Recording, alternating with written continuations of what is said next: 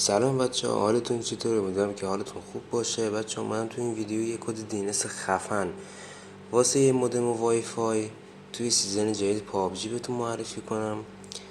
حتما با من در ادامه ویدیو همراه باشین، چون در طول گیم پلی قرار کدا رو بهتون بدم.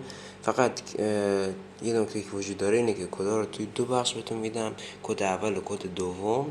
بچه توی DNS چنجر که برید، یعنی برنامه DNS که ما میخوایم داخلش کد وارد کنیم، شما باید تو قسمت دو بخش داره. قسمت اولی کد اول رو وارد کنید و قسمت دوم کد دوم و استارت رو بزنید.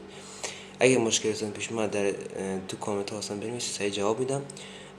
فقط در نکته ای که خیلی مهمه اینه که در ادامه ویدیو همراه من باشین، چون هم گیم پلی TDM همینطوری که میبینید هستش و پینگ رو بررسی میکنیم.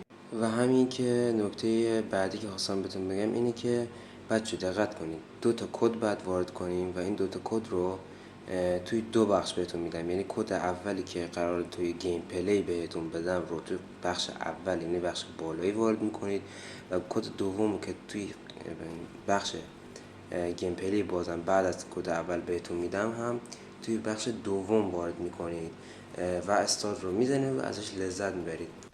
این کدی که بهتون میدم هم به درد DNS میخوره، DNS چنجر میخوره، هم به درد DNS چنجر های مختلف. و اینکه یه چیز دیگه هم خواستم بهتون بگم بچه‌ها، به درد مودم میخوره، به درد اینترنت همراه میخوره، ولی من بهتون مودم پیشنهاد میکنم. این لوگوی DNS هستش که میتونید هم از گوگل پلی، هم از مارکت و هم از لینک دیسکریپشن که میذارم واسهتون، میتونید بردارید و مستقیم وارد گوگل پلی شید و اون دانلود کنید.